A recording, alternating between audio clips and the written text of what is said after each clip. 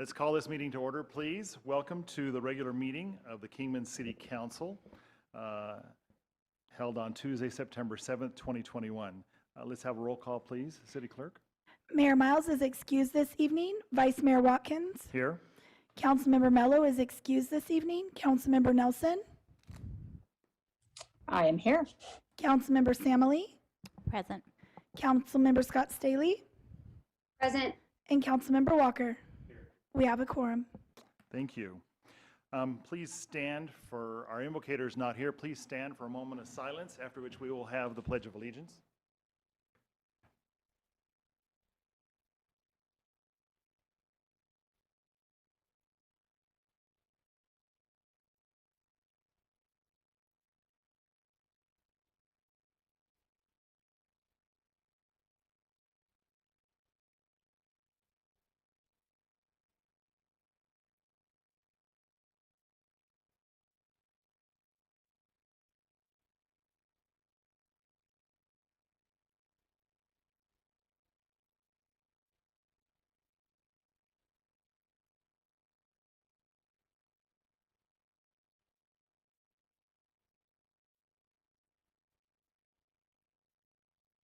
Okay.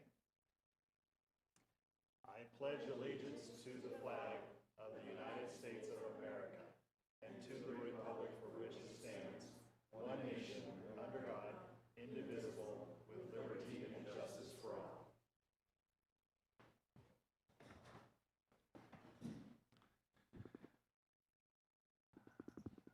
The council may go into executive session for legal counsel in accordance with ARS 38-431.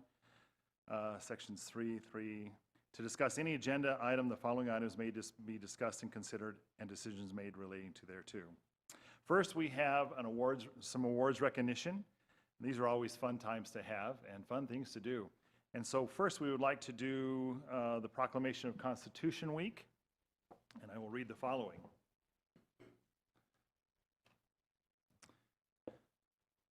Whereas the Constitution of the United States of America, the guardian of our liberties, embodies the principles of limited government in a republic dedicated to the rule by law.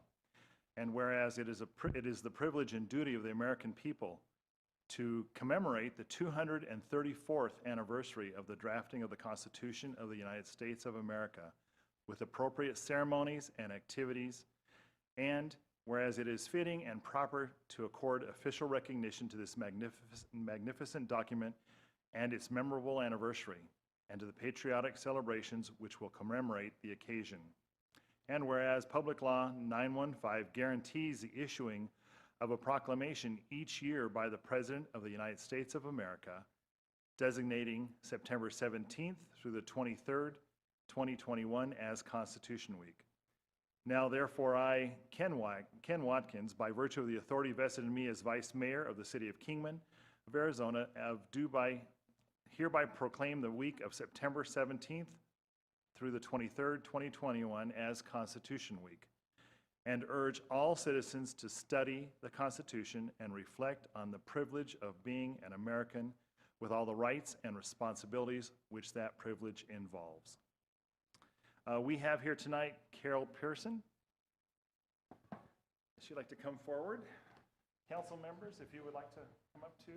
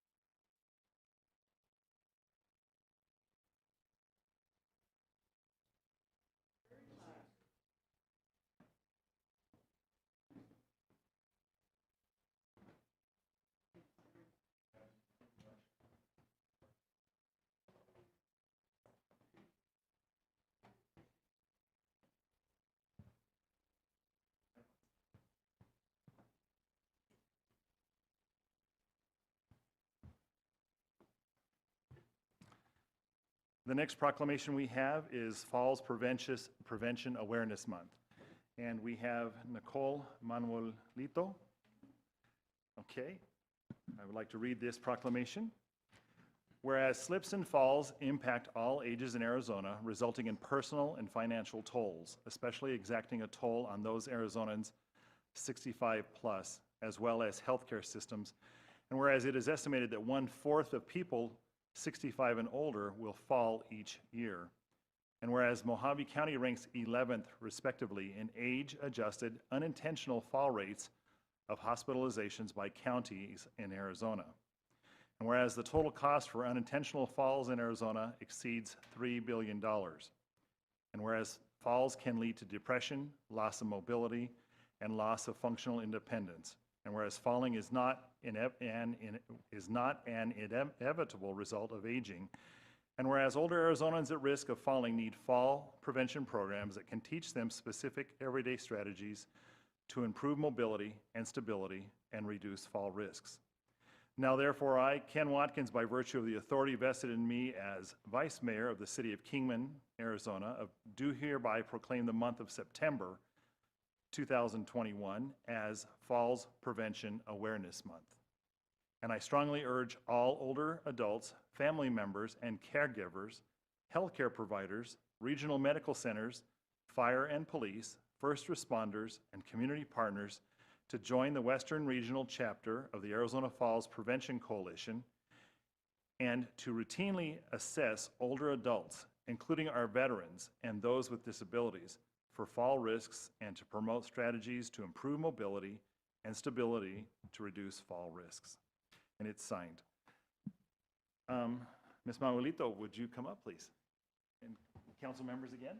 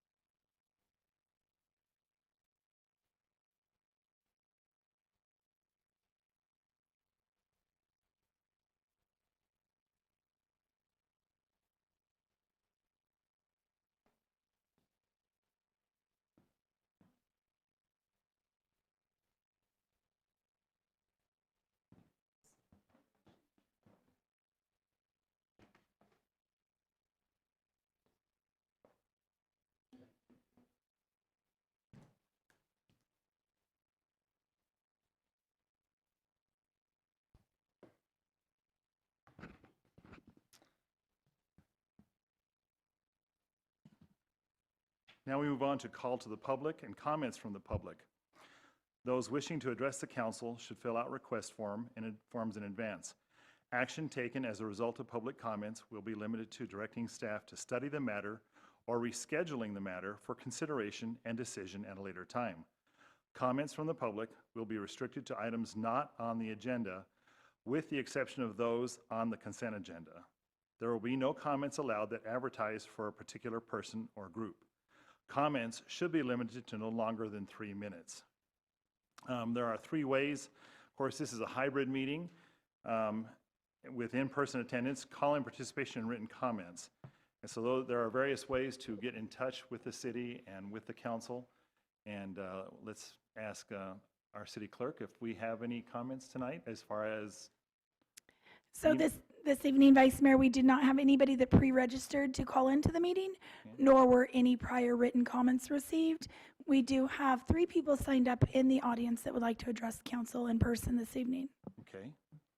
Mr. McAvoy, could you come forward, please? Welcome. Hello, Vice Mayor. Okay, I have a card here that all you council members have read, and I'll just shorten it a little bit. Set policies and adopt laws to guide services offered to our community. Also connect with citizens on a variety of matters to help to ensure our community needs are being met effectively. I want to honor really 2 people on the council. They stepped right up, and it was Keith Walker and Sue Ann Mello. Sue Ann Mello came right at me, and she hit the contractor hard. He promised he'd call me, because that's all I wanted out of this was a call back. He never called. Keith Walker stepped in, same thing. He came over, he looked at all the problems I had with my home. He contacted the contractor. Next day, I got a phone call, and I got to meet with him, and that was important to me. And I appreciate Mr. Foggin and Mr. Cooper, as that night, that first night, I was just really shook up. And they took me out in the hallway and calmed me down a little bit. Has he been honorable? No. But the charge that he did do, I got one item taken care of. And that was pulling 220 wire, 4 wire. They had pulled 3 wire. Nobody uses 3 wire anymore. As far as the concrete guy, he came out, he looked at it. Same thing that Mr. Walker said. There's a compound crack. We got to replace it. So he replaced a 7.5 foot by 19 foot slab. And he had to take it, you know what. So there's other issues still going on, and at least we got some of the issues out of the way. So, but these 2 council members, they really stepped up, and I appreciate it. Thank you. Thank you, Mr. McAvoy. Next, we have Joseph Nguyen.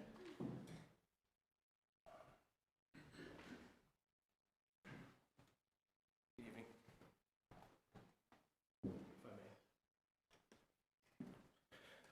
Good evening, Vice Mayor Watkins, Councilwoman Nelson, Sam Elise, Scott Staley, Councilman Walker, and City Manager Foggin. My name is Joseph Nguyen. I'm a local business owner and proud Kingman resident. My family and I enthusiastically moved here in April this year and purchased a new home built on a half-acre located in Rancho Santa Fe community. Immediately upon moving in, we wanted to build an accessory building to store our RV. In early May, my wife Samantha and I decided to go ahead with an accessory structure and contracted with a locally licensed Kingman contractor to undertake the 30 by 50 building that was slated to be built behind our block wall and RV gate, approximately 90 feet from the adjoining city street. In May 2021, I visited the planning office and was informed that the existing building codes and the requirement of a driveway would not affect us because the proposed building was not a dwelling, a building that houses people. The official also informed me that the city was planning to adopt new building codes within the next couple months. But that would not affect our plans either because it only pertained to dwellings. In August 2021, my contractor submitted plans for a permit and was appalled to learn that the newly adopted code requiring driveway to dwellings now pertains instead to all buildings, regardless of building an accessory structure. On behalf of my contractor, many other contractors, and residents, the newly adopted building code was unknown to everyone. The new code states that a building is required to have a driveway consisting of concrete, asphalt, or equivalent. The intent of the new driveway is still unclear to homeowners, contractors, and even some city officials. If the intent is to prevent sediment runoff, the substrate from the street to my RV gate is 1/2 to 3/4 inch gravel. Behind the RV gate is dirt, which we already periodically drive over when moving our RV and other non-daily vehicles from the front to the rear. There is zero runoff due to the hardscape that was installed by my home builder. If the intent of the new code is to lessen dust, let me reiterate that the city of Kingman is a desert environment. We suffer winds, monsoons, and haboobs, all of which uncontrollably transfer dust and dirt into the atmosphere. Also, as a homeowner, I have not noticed many of the new home builders around the city of Kingman utilizing a water tender to reduce dust that's created during the construction of the hundreds of homes being built within city limits. I have observed mounds of dirt and gravel being unloaded onto our streets within the gutter areas exposed to wind, rain, and monsoons. I don't complain about this because as a reasonable person, I realize this is the desert and dust will come one way or another. In conclusion, I would like you to know that moving to Kingman has been a blessing for my family. We love this great American town and the people here. Many utilize the desert theme to decorate and landscape their front and rear yards. Turning our property into a concrete island is not attractive, sensible, and definitely not Kingman. The $18,000 added cost of adding a driveway to an accessory structure that is located behind an RV gate and block wall is unreasonable. I humbly ask that you reconsider or place a stay on this newly adopted applicable building code that is affecting the homeowners and contractors who help our local economy. That was perfect. Good Thank you. Thank you, Mr. Nguyen. Manager Foggin, could you look into this, please? Okay, thank you. Next, we have Jeff Erb.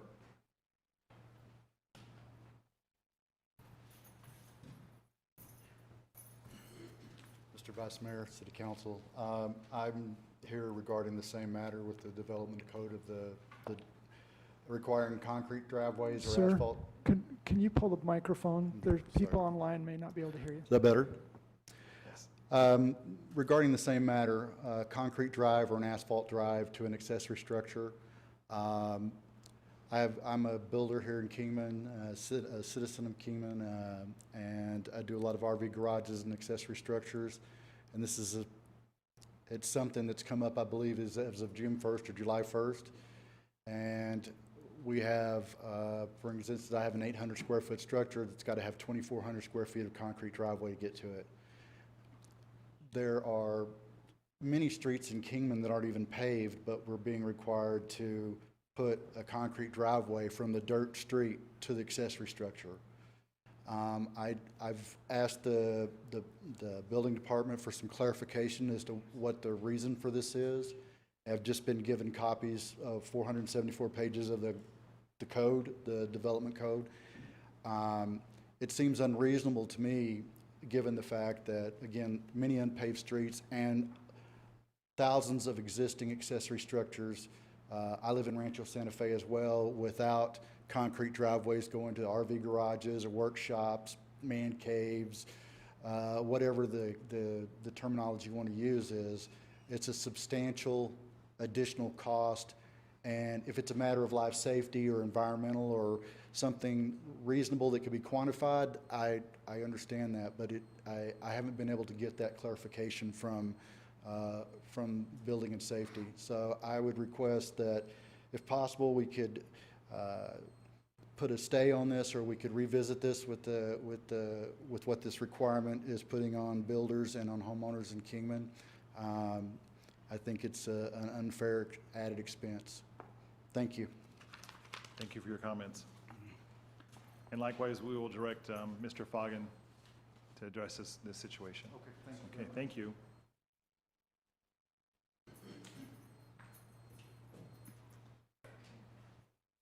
Next, we have the consent agendas. All matters listed here are considered to be routine by the City Council and will be enacted by one motion. There will be no separate discussion of these items. If discussion is desired, that item will be removed from the consent agenda and will be considered separately. Counselors, is there anything that needs to be brought to our attention on consent agenda? And those on there through Zoom? I have nothing.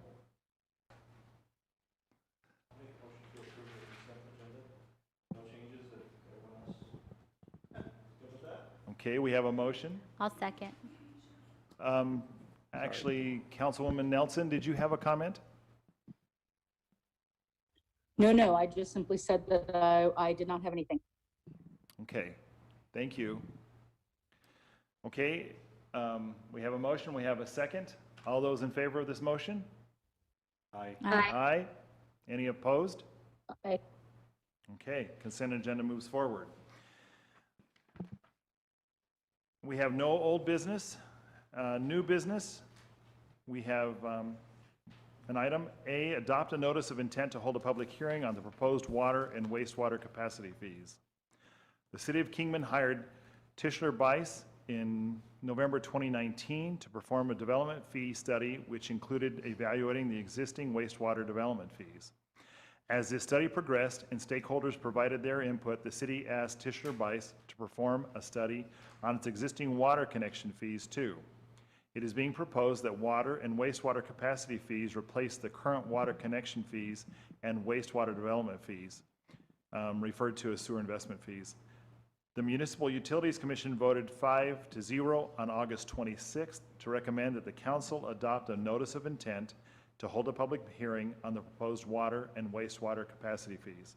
Staff recommends the City Council adopt a notice of intent to hold a public hearing on the proposed water and wastewater capacity fees. We have Ms. Tina here forward.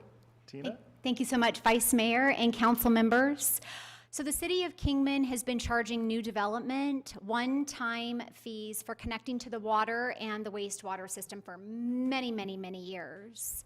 These fees, which have evolved and evolved and evolved over time and are currently referred to as water connection fees and wastewater development fees or sewer investment fees, have remained at the same level for quite some time and have not been reviewed for quite some time, since 2012 for water and 2009 for wastewater.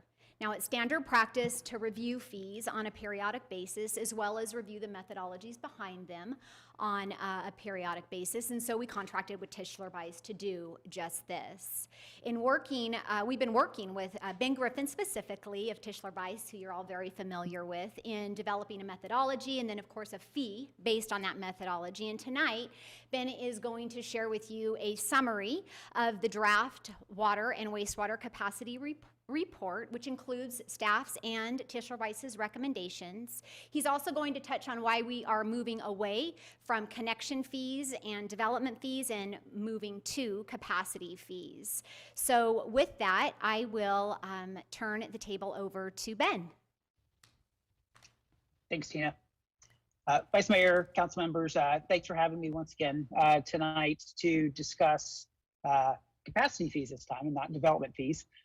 So I'm sure that's a pleasant change for all of you to not listen to me speak about development fees for 30 minutes or so. So capacity fees are very similar to development fees. Essentially, they're doing the same thing. They are paying for growth share of capital improvements. In this instance, they're related to water and wastewater infrastructure. So I'm going to go over some capacity fee basics. Again, they're going to be very similar to development fees. We'll move through the methodologies related to those fee calculations. You'll look at a fee summary, and then we'll talk about the adoption timeline. So why are we talking about capacity fees and not the existing wastewater development fee or the water connection fees? Well, the existing wastewater development fees are grandfathered in under the old act. And they're related to debt repayment only. And so as you've grown, you've moved away from needing, just, cost recovery of that debt with your wastewater infrastructure to some other improvements, interceptors, for example. And so, because your needs have changed, it's time to look at updating these fees. And also because the development fee legislation has changed, we want to make sure that your existing grandfathered wastewater fees get brought in line with that updated statute, which would mean that you would only charge within the city limits. So that's why we're actually moving away from development fees on wastewater to capacity fees, because if you adopt capacity fees, it actually lets you continue to collect fees from the county customers. Next up, just again, some more capacity fee knowledge. There are a few differences between capacity fees and development fees. One I just touched on, the capacity fees will allow you to collect fees outside of the city limits when you update these fees. There is a shorter adoption period, but I just want to make sure everyone understands that we're using the same calculations that we would have for the development fees. We actually discussed the development fee option with staff earlier in the year, and we're using the same calculations. So just want to assure everyone that this shorter adoption period doesn't mean that we've shortened our deliberation on any of this. We've for months we've been going back and forth on this, really trying to make sure that this is really tailored to the needs of Kingman and your future development. So I said the adoption process is shorter. So with development fees, it's 235 days total from the day you advertise. With capacity fees, you adopt a notice of intention at a city council meeting, which you could do tonight. Then we'll advertise the report, the associated capacity fee report. And then, in 60 days from, adopting the notice of intention, you can adopt the fees. We'll get into those exact dates at the end, but it's just a shorter process. This is the same legislation that you would use to update your water and sewer rates. So it's something, it's a part of ARS that you're already using, but it's just for capacity fees instead of development fees now. And again, I touched on this earlier. We're using a lot of the same development fee methodologies as as we would basically that we've already discussed over the last year or so with your development fee update. And so we're still using those same level of service requirements, making sure that future development isn't charged for a higher level of service than existing development receives. And then we still, on the accounting side, recommend that you keep all of your capacity fee revenues separate from any other general fund or development fee revenues. Again, just making sure that everything is accounted for and there's no mingling of funds. So any questions related to differences between development fees or capacity fees or anything we've discussed so far? Okay. All right, so these next few slides you've seen before. Capacity fees, very similar in concept to development fees. So, we need to make sure that, it's, if we're going to include a facility or some type of improvement, that it's needed to serve future development. We can't include, anything for maintenance or repairs.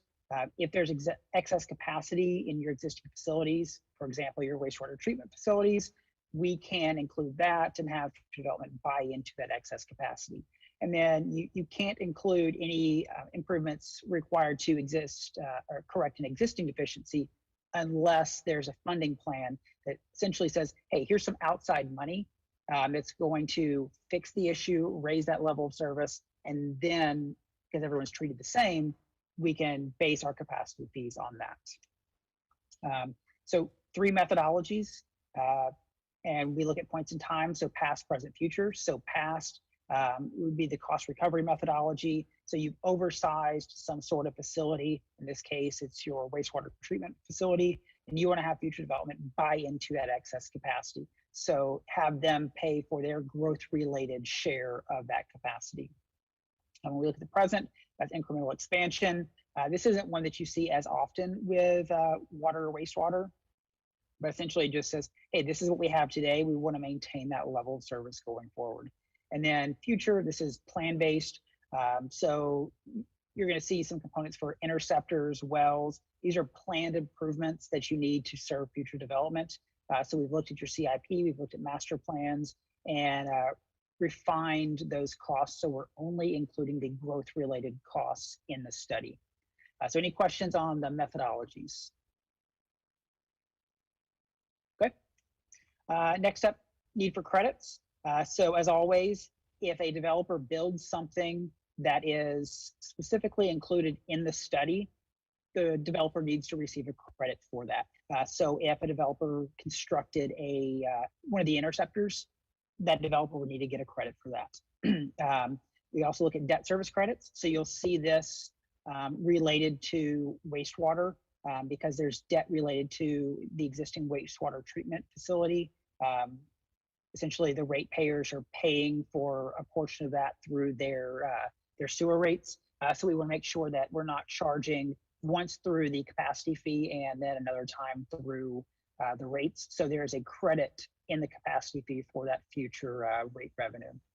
And then, we would provide a credit if there are any dedicated revenues, such as, a property tax that was supporting, your water or wastewater. We know that's not the case. So we don't have any credits related to these dedicated revenues. All right, so let's move on to water. So what you're seeing at the top half of slide 8, this actually is from your water master plan.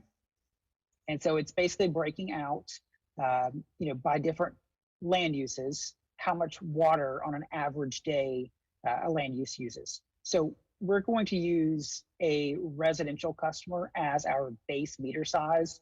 So that 3/4 inch meter or a single family detached unit, that's going to be our base fee. And then, any users that, use a larger meter, use more water, they will pay incrementally more than that. So based on the master plan, it says on an average day, a residential customer uses 206 gallons of water. Well, we know that you're sizing your water infrastructure to max day to make sure that you can serve, all your customers with max demand. So we're applying a peaking factor of 1.5, which is identified in the master plan, to convert average day gallons to max day gallons. And so what you can see at the bottom is just that conversion. So if on an average day, a residential customer uses 206 gallons, multiply that by 1.5. And so on a max day, residential customer needs 309 gallons. So in the calculations for the actual fees, we're going to say that, whatever the cost per gallon is, we're going to multiply that by 309 max day gallons to come up with our base fee or our single family detached fee. So are there any questions related to these factors or the master plan? Okay. So also from your master plan, we're looking at, over the next 10 years, your max day demand for water is going to increase from about 9.6 million gallons per day to about 12.3. So we're looking at a 10-year increase of about 2.7 million gallons. And so what this is saying is that over the next 10 years, we need to make sure that we have at least 2.7 million gallons of capacity to serve future development. All right, so this next slide, this shows the actual water facilities that we're including. So we're including wells, which are going to be plan-based, storage and booster stations, also plan-based, and then distribution and transmission lines, again, also plan-based. So the wells, the top, your existing wells, they cost about $10 million. There is some available capacity in that. And, we know that costs, construction costs are increasing. So we don't want to just say, hey, future development has to pay for this planned well number 10 with its, higher cost of construction when there's available capacity. So what we've done is we've said, all right, your existing wells cost $10 million. You want to build well number 10, which is $2.75 million. So that total cost of this planned capacity available to existing and future development is about $12.8 million. We want to divide that by the total capacity available from those wells, which is just shy of 21 million gallons. And so when you take the cost divided by the capacity, it's saying that the cost per gallon is 61 cents. So for every gallon future development needs, they should pay 61 cents for wells. And because we're saying that, the master plan actually says a 2.7 million gallon increase over the next 10 years, well, 61 cents times 2.7 million gallons is, about $1.6 million. So the projected fee revenue over the next 10 years related to wells would be about $1.6 million. Or you would generate enough fee revenue to fund, $1.6 million of that planned well number 10. So are there any questions related to the calculation for wells? Okay, so next up we have storage and booster stations, a very similar methodology. We take the existing cost of your storage and booster stations, which is about $8.8 million. We add in the planned Northridge Storage and Rancho Santa Fe booster station, which has a cost of $3.95 million. So the total cost of all storage and booster station infrastructure is about $12.7 million. And that is about 13.8 million gallons of capacity. So for storage and booster stations, future development should pay 92 cents per gallon. And based on the 10-year increase in gallons, the 10-year projected revenue would be about $2.5 billion. With the distribution and transmission lines, staff identified these 5 projects, which have a total cost of $7.75 million. But we know that 100% of this cost isn't related to future development. Existing development is going to receive a benefit from this. So we've actually excluded existing development share. So what you see all the way to the right under growth cost is, about $3.5 million, And that is all that we're including in the capacity fee calculations for distribution and transmission lines. So we're saying of that $7.75 million, about $3.5 million is the growth related cost divided by the 10-year increase. And we're looking at, $1.30 per gallon for distribution and transmission lines. Then slide 11, you can see all those costs per gallon at the top.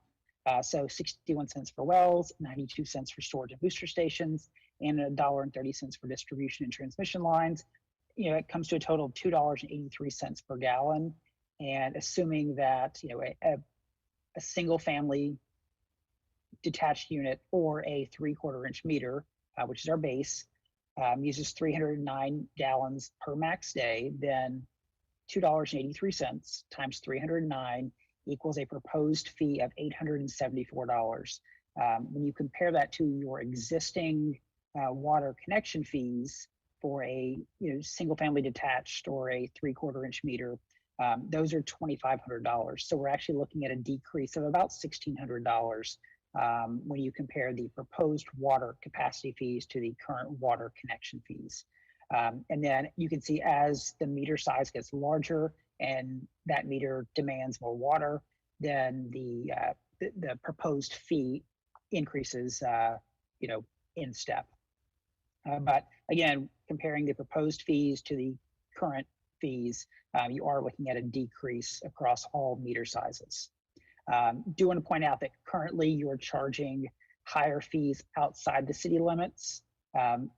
With these proposed fees, it doesn't matter if you're inside or outside the city limits, you'll pay the same fee. So are there any questions related to the proposed water fees before we move on to sewer? Okay. All right, so next up, the wastewater factors and projections at the top half, very similar to water. We're looking at a residential or single family dwelling as our base meter. And so we're saying the average residential customer generates 170 gallons of wastewater per day. And so we want to use that as our base factor. And based on projected growth over the next 10 years, we're projecting an increase of wastewater flows of just over 750,000 gallons. So again, we want to make sure that we have 750,000 gallons worth of capacity to serve future development. So we're looking at cost recovery of the existing treatment facilities. And then we'd like a plan-based component to build additional interceptor facilities. So with the treatment facilities, you have the Hilltop wastewater treatment plant and the downtown wastewater treatment plant. What we're looking at here is the total plant investment. So you have spent about $54 million for these two plants, and they provide 5.72 million gallons of capacity. So future development should pay $9.47 to buy into this excess capacity. We have a 10-year increase of about 750,000 gallons. That would generate about $7.1 million in revenue. Earlier, I mentioned a credit for the rate revenue that is related to the wastewater treatment facilities. You'll see that on the next slide. So that's $7.1 million in revenue. We're actually going to reduce that based on the credits on the next slide. As for the interceptor facilities, these are planned improvements that are growth related that need to be constructed over the next 10 years. So the total cost of these planned interceptor facilities is about $11.8 million. When we divide that by the 10-year increase in gallons, we should charge future development $15.70 per gallon for their share of planned interceptor facilities. The wastewater revenue credit, again, because the ratepayer is paying towards debt related to the wastewater facilities or the wastewater treatment facilities, we want to make sure they're not charged twice. So this is essentially just our way of reducing the capacity fee to offset that rate revenue. And so basically what this is saying is that over 10 years, we need to provide a credit of about $4.6 million. So we're not overcharging future development. So in the fee schedule, you see a total cost of wastewater components of $19.02. We multiply that by the average day gallons for a single family unit of 170 gallons. And so the base fee, or the single family fee, would be $3,233. And as you can see, the fees increase as the meter size increases.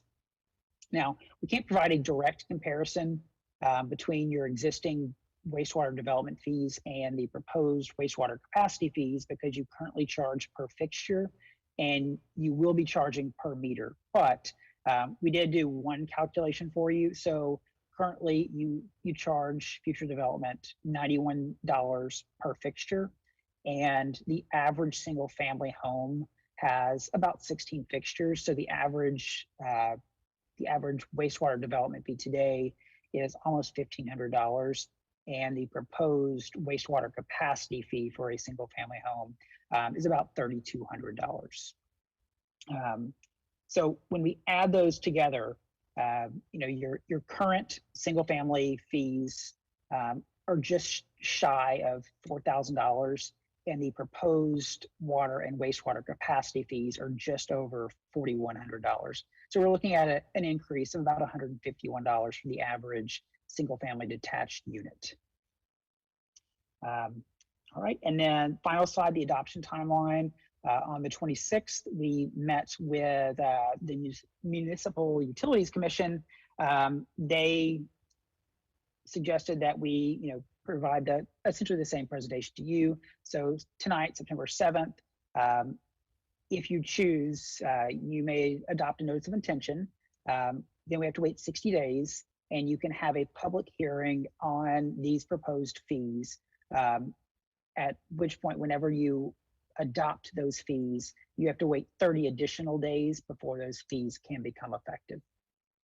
So do you want to have any questions or comments that I can answer based on these proposed capacity fees?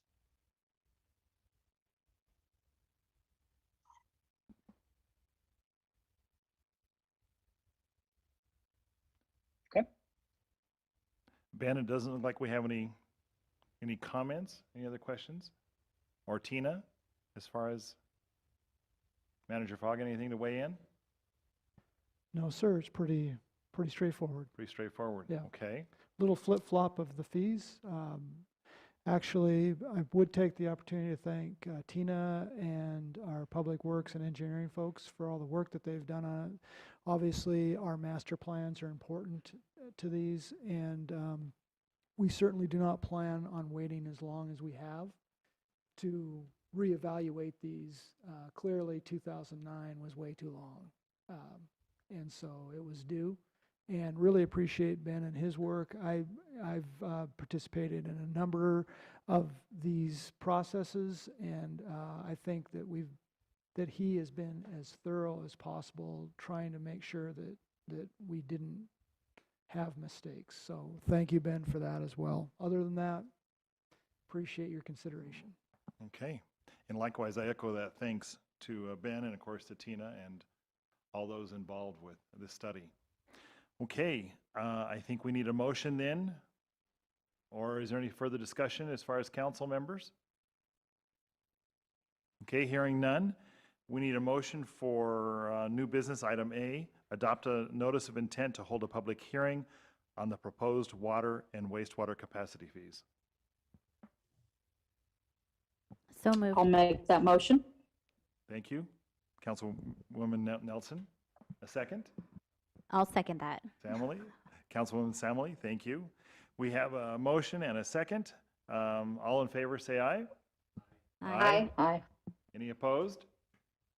Okay, motion carries. As far as we have no more new business, so department reports. We'll turn that over to Manager Fogg and those involved. Yeah, thank you, Vice Mayor, Council. At a earlier meeting, I think a couple weeks ago, there was a request to have a conversation and to present kind of what the city is doing on, I'll just refer to it as wildcat dumping. Usually that's reserved for out in the open, but that's the only way we really could figure out how to describe it. So we're going to talk about wildcat dumping inside the city. And I will say that Chief Cooper is here to present this, but it really was a team effort because this is a team effort. And so Chief Cooper, if you want to take over, please, this of course is a department report, so if you have questions during the presentation, please feel free to ask them. We hope to shed some light on and really ask for some community help on this as well, because there's 30,000 pairs of eyes out there, and we don't have quite that many inside the city organization. So Chief Cooper. Thank you, sir. Good evening, Vice Mayor and Welcome, Council. I do appreciate the opportunity to talk about illegal dumping and trash abatement and our complaint process and our response to that. And he alluded to, we do have some open field areas where you would consider wildcat, but we treat them all the same as far as how we handle them. Not all the same, but they're all treated by our group, and we hopefully I'll make that clear of what we do and how we do it. So currently there's 4 ways that you can report a complaint or make a report. The preferred way is through the city's website. It's something that was developed a couple of years ago. And there's an online reporting tool there that automatically assigns it to the proper division or proper section. The second other way is contacting the police department. My neighborhood service officers handle that as well. Another option is they contact City Hall, and the customer service people here are able to take that information and they get it to the right place.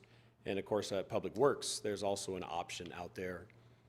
We do get stuff, different emails, things come through other ways as well, but these are the 4 primary ways, and the preferred way is the city's website online. The website option, the City Hall option, the Public Works, they generate a work order, and that work order is tracked.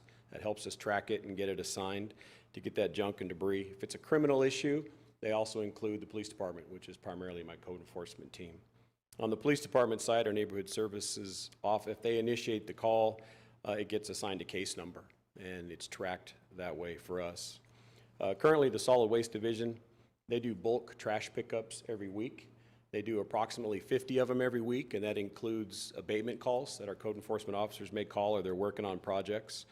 And most or not all of those projects are done within a week or less is the goal, and that's the measure that they've met.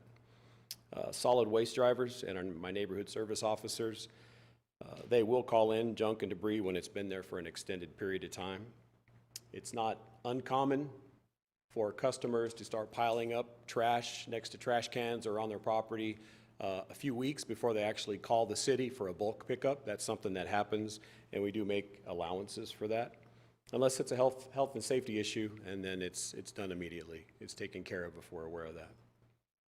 All of our team members on the neighborhood service side, my police officers, as well as Public Works and solid waste, everybody's been empowered and encouraged to be proactive, and they're asked to be paying attention, especially when it involves, I'm calling these the top 4, mattresses, appliances, tires, and shopping carts. There are circumstances, I'll call them specialty circumstances, where it may delay a response or delay a situation being taken care of. An example of that would be private property. There's certain things that fall along with that may prolong an abatement or a trash to be picked up. New home construction, different things are allowed there as they're temporarily working on projects and homes or remodels. And occasionally there's an indigent circumstance that presents itself where the property owners or people are unable to take care of things because of their financial situation. But we do have ways of addressing all of those, but those things can extend the process oftentimes that they do that. So a recent example that we had was maybe 2 weeks ago. There was a vagrant encampment in a culvert shopping center north of town, and it was identified by one of my officers. They'd come across it. They immediately contacted our neighborhood services, who contacted Public Works, and they started working on a coordinated effort because it was significant. We dealt with the people that were living in it. We got them out. They were actually cooperating. We made arrangements for their personal property to get taken out of there, and then we coordinated with city Public Works because it required tractors and it required trucks and things like that, and we got it out of there within the week. And at some point, 3 days into it, we started getting phone calls from lots of people concerned about this, and it was happy on my part. I was able to at least answer that and say, we're aware of it, you know, so it was a win. It was a win to do that. So I do want to also acknowledge, as I'm preparing to talk to you today, I got to give some acknowledgement and appreciation to our Assistant Public Works Director of Utilities, Keelan Yarborough, and our Solid Waste Superintendent, Eddie Tapia, for helping me to prepare the report to you today. And I will say, when I talked to them, it was encouraging to me that we're all on the same page. City managers made it very clear that customer service and customer satisfaction is a priority for us. We're all on the same page with that. Having said that, I also acknowledge that we are a governmental entity, and with that comes required checks and balances, oversight. But I can say, speaking with all of us as we're all looking for opportunities to improve. And one of those things is when I was looking at our city website reporting tool, it was a little cumbersome and kind of not clear with some of the verbiage, and we're working on that right now to make it very clear. So if somebody goes to our website, they can clearly see what that is and what it's leading to. So we're working on improving that. But I would repeat that the preferred way is to go through the city's website and to contact us. I also am aware that on occasion you guys get contacted by community members. Again, reiterating, the preferred method is to contact through our online website, and if things are delayed, then speaking to a supervisor is very helpful, because sometimes if they go on days off or something does get misplaced, I have supervisors for a reason, and it's to make sure that something doesn't get missed and that we can get right on the situation and get it taken care of. So with that, I'll answer any questions. Thank you, Chief. We appreciate that. Comments or questions from council? Vice Mayor, I did bring this forward, and I really appreciate the reporting. I did not know about the website reporting, so I appreciate that. And for the public, this was good to hear. So I understand the different departments that work together, and maybe now the public will have a greater understanding of how you work together, and that it all starts at the website and should start at the website. It does, So- and I appreciate that too, because we're working on making that easier to do and more obvious, and we're going to make quick work of advertising that, because this is an item that's kind of on the hot list for us. Things are increasing in regards to that, so Sure, we want to and we make it as don't- easy as possible. Yes, and I appreciate that, because we don't want it to get out of control. Correct. Or become a safety hazard, if a refrigerator's out there and God Yeah. forbid a child get in there or Yeah, something absolutely. happens. So, it is definitely a safety hazard too. So, I appreciate the report. I was educated, so I hope the public was too. Yeah, Thank thank you. you. You're welcome.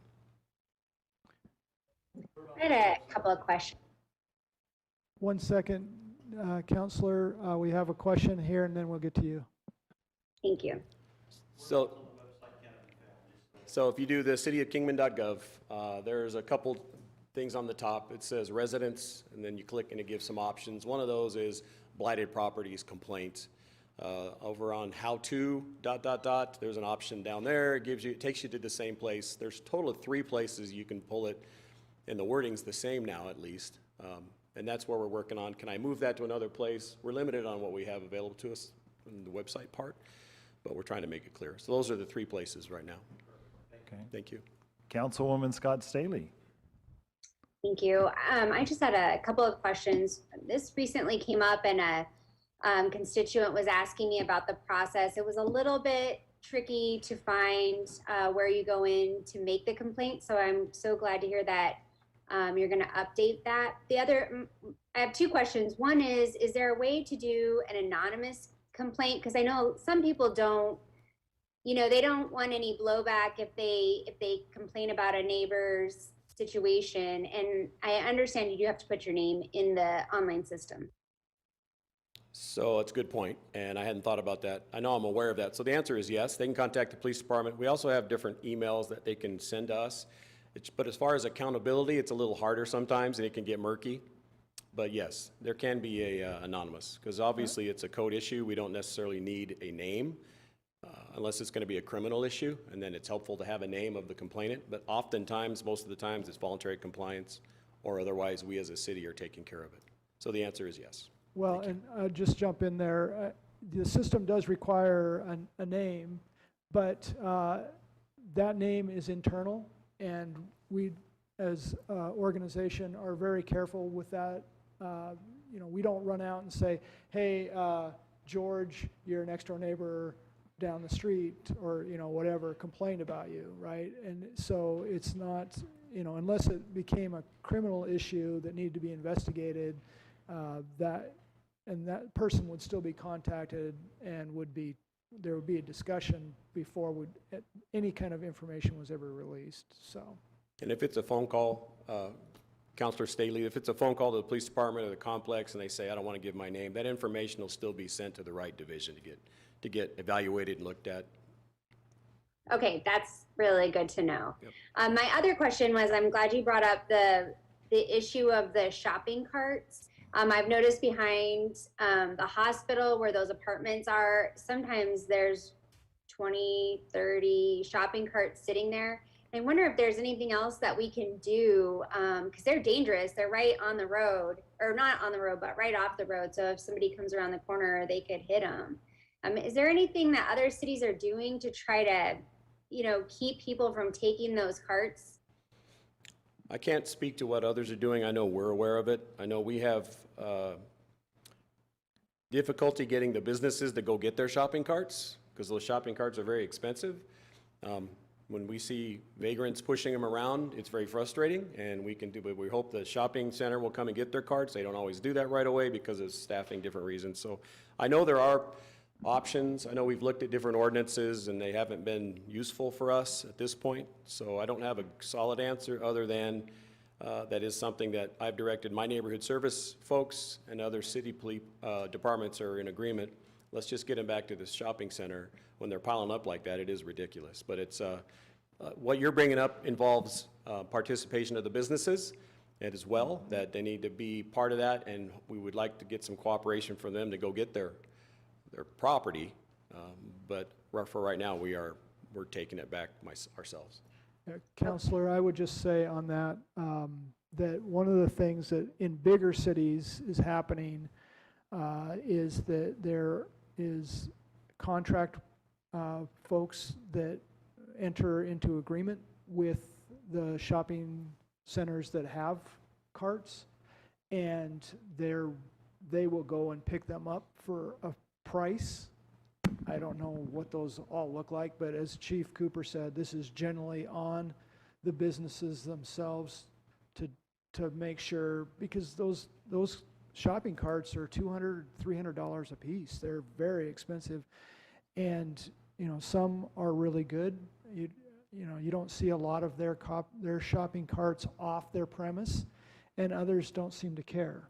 And so it's definitely something that I've noticed, because I know that there's been cities where the Smiths and Walmarts of the world contract to get their carts back, and that don't think that's crossed some of the minds of our managers that are running these stores. But it's certainly something that we can continue to look for best practices in. That'd be really great. It's just, like you said, it is an issue. So thanks for answering all my questions. And I really appreciate everything you guys do to try to keep our city clean. It's really important. And, you know, it just takes a couple of bad eggs to really ruin a neighborhood. So thank you. You're welcome. Councilor Semele, do you have any more comments? Well, I was just going to mention, maybe there's a civic organization out there that would do a shopping cart roundup and charge the business community to return their carts for a donation. Make the money from, yes. Exactly. Yeah. Okay. And there is a day of service coming up, so it's a There you good go. opportunity. There you go. Well, we appreciate the comments. Councilor Staley mentioned an important thing. How can we make our citizens feel that they're not going to have any blowback because it's like you're tattling or turning in your neighbors? And we don't want that, but on the same token too, we want everybody to participate so that our community has pride in itself and becomes a more attractive community. So my thought on that, Vice Mayor Watson, is I don't know if that's an issue with trash. They'll give anonymous reports and we'll do what we need to do. The part where anonymous reports are difficult is when it's an issue with somebody's tree or their vehicle's parked, and we're actually going to take some enforcement action. So But they can report anonymously. You're correct, online, you got to log in and get a login name and sign up with a password and everything like that. So I would just encourage people to call, and if they want to remain anonymous, just make that clear. We'll still respond. Well, and I would echo what Manager Foggin said, that I know the city makes great strides to keep everything confidential. So, and that's important for everybody to know. Absolutely. Okay. Yeah, our goal absolutely is first and foremost. A lot of times this is there or this pile of debris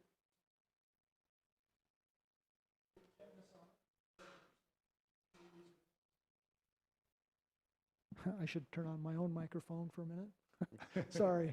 You know, it is a safety issue, and, you know, I guess I'll just state what I said at the beginning, which is we need those 30,000 sets of eyes plus out there, and not assuming that, you know, it's interesting, as we met and talked about this issue, I know that Councilor Samley had received a concern from a citizen, and we met with the team. And as we were talking about being proactive, talking about debris piles and bulk, you know, one of the things that people misunderstand or construe as a pile that's been ignored is bulk pickups. And, you know, we were kind of going through the list of what we've been seeing. Are we being proactive? Aren't we being proactive? And it was interesting that by the end of that conversation, I had identified a couple of derelict tires that I had driven by probably 1,000 times, that I just thought someone would finally call. And I went, hey, wait a minute, I've been driving by these derelict tires that have just been abandoned, and they were wildcat dumping. They were on just this open space, and as soon as we found that they were identified, they were picked up. So we really need people to be proactive, and, you know, obviously we need them to understand that, you know, bulk pickups a thing, and you know, if they call or report a concern on the website, that if it doesn't disappear the next day, that it wasn't ignored, that there is a process, as Chief Cooper mentioned. So We need to be patient. a little bit, not too patient, but a little bit. Yeah. Well, I think it was important, Councilor Samley mentioned refrigerators. You know, they can become a play item, you know, hide and seek, especially if the weather cools, and that could be an extreme danger. So once again, Chief, thank you for the report. Thank you. We appreciate it. Okay, any other comments on that? We're good? Number 7, announcements by mayor, council members, and city manager. City manager. Thank you, Vice Mayor. Mr. Foggin. I've got a couple of reminders, exciting events that are coming up. Well, maybe the first one's not exciting, but it's important. The fire department is holding a 9/11 recognition ceremony in an effort to recognize 9/11 20 years ago. I can't believe that it's been that long, but it has. So that will be 8:30 a.m. at Locomotive Park, obviously on 9/11. And the other one I think we've covered in the past, but it's definitely worth a reminder, that the fire department is holding their 100-year birthday celebration at Fire Station number 2 on September 22nd. There is going to be basically an open house with demonstrations, really cool burn. They're going to show off their burn building, and there will be equipment to look at as well. That will run from 5 p.m. to 9 p.m., Fire Station number 2. There will actually be, at 6 p.m., an official presentation and kind of formal thing at 6 o'clock. So you don't feel like you have to come from 5 to 9, but if you're planning on being there and you're around, would love to see you there. 6 o'clock there will be a presentation. And those are the two things that I had. Thank you so much. Thank you, Manager Foggin. Councilor Nelson, do you have anything to share? I have nothing at this time. Okay, thank you. Councilor Staley? Nothing this evening, thank you. Thank you. Councilor Samily. I wanted to just mention that there were a few of us that went down to the League of Towns and Cities, their annual conference. So very educational. I attended a session on the Colorado River shortage and what it means to Arizona, overcoming the challenges of development, the local challenge of homelessness, and workforce development in the pipeline. So got educated on those topics. Had some great food and enjoyed a great motivational speaker in the beginning to open the session. So that's my report. Thank you. Councilor Walker. The same, I attended the League of Cities and Towns, and it was a great seminar. Had some great sessions I sat through, and motivational speaker, and had a good time. I enjoyed seeing the council that did show. I think we had a good time, and can't wait for the next one. It was some good networking, and look forward to the next. Great, thank you. I too attended that the conference, and I also attended the one similar that Councilor Samily attended. I think we all attended certain ones together, and I also attended the one about electric cars and the development of electric cars and handling, what's the better word for it, taxation on that? A good way for it, in dealing with that, because as you well know, as of this point in our state, electric cars pay very little registration fees and no gas tax, and so there's things in the works for that.